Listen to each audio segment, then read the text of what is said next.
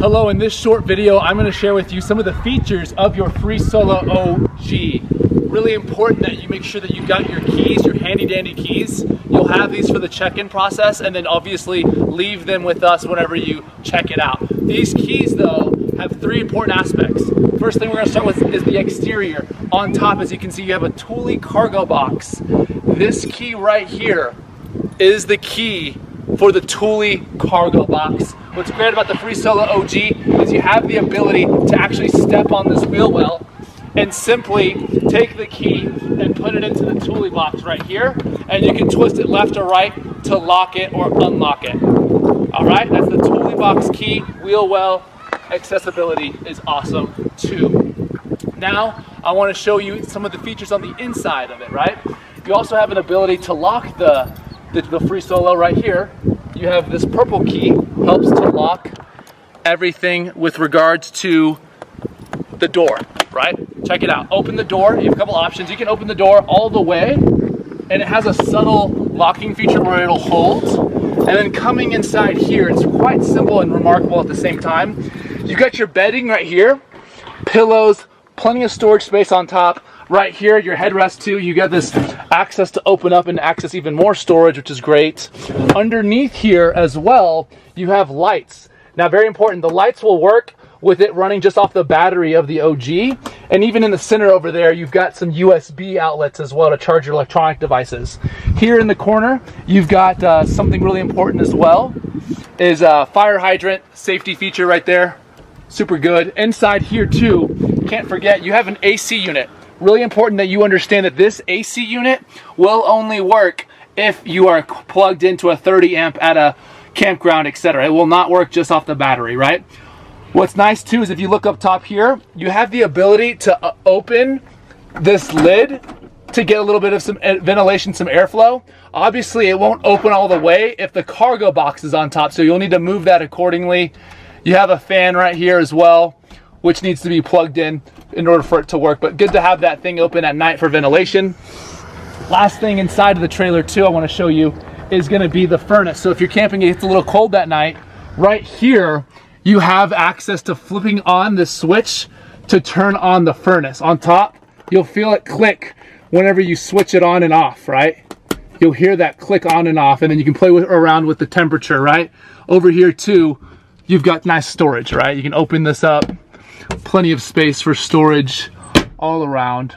So that's pretty much everything on the inside. If you're at a campground and you do decide to plug in, we're always going to leave the connector right over here on the driver's side. You lift this up and you can open this and you'll see the electrical plug-in for the 30 amp. Now on driver's side as well, you'll take the orange side right here and lift this up, and you're going to find how to plug it in properly. And there's really no wrong way of doing that. And always make sure you're reinforcing it by tightening it up right there. Next thing is this other side, obviously you'll plug in to an outlet that's going to be able to allow you to have power and run all the electricity, including the air conditioning, with having this as well. Let's go ahead and wrap around the back. Another really important thing actually is making sure whenever you have your trailer locked in place, make sure you always have these wheel chocks. Make sure those wheel chocks are in place. Now, coming back to our handy dandy keys that we talked about earlier, this as well will help you lock and unlock the FreeSolo from the back. It's happened before where you drive, and if this isn't locked and these things are up like this puppy can literally open up like that on the highway, which you ideally don't want to have that happen. So use the purple key again on this situation to be able to lock this down. Horizontal is locked, and then just put your key in there and twist it a certain direction, and then it'll lock in place, right? So really important though is if you're putting this down, it's good to put a little pressure on this, lean against it, and then lock it like this so that way you know it holds. And always do a double grab like this to make sure it's locked in, right? So up means it's gonna open up, and now you've got access to the back. This is the best part, honestly. So here you go, get your kitchenette set up. Right here's going to be your stovetop, I should say. You open up this stovetop, and you have some wind guards as well. So you'll open up these wind guards, and then you can kind of place it down, and it'll stay in that position. To turn it on and off is quite simple. you make sure the propane at the front of the trailer is on, and then basically you'll go like that, and you'll hear it click, and you'll hear it catch. So right now, it's on right now, and then more to the left makes it go up, and right turns it off. Pretty simple, but pretty awesome, right? Here's the hose, AKA the sink. Okay, having running water while you're camping is literally like life-saving, okay? As you can tell, it's already adapted, it's already connected. You're gonna wanna keep it like this at all times. If for whatever reason it does come apart, there's a method of pressing this down and twisting it a little bit and jimmying it in order to get it unhooked or to hook it back on, however you're doing it. But it's gonna come like this, right? Now, in order for you to use the water, what's nice is you actually don't need to be plugged in to any sort of outlet. It runs off the 12 volt off of the front battery on the Free Solo OG. Here, you flip this switch and this activates and pressurizes the pump. Next is you've got your shower methods, right? You can do the shower, the flat, the center, however you want to do it, jet mode, you know what I mean? Keep it on shower, you normally do. And this is gonna be how you wash your dishes, right?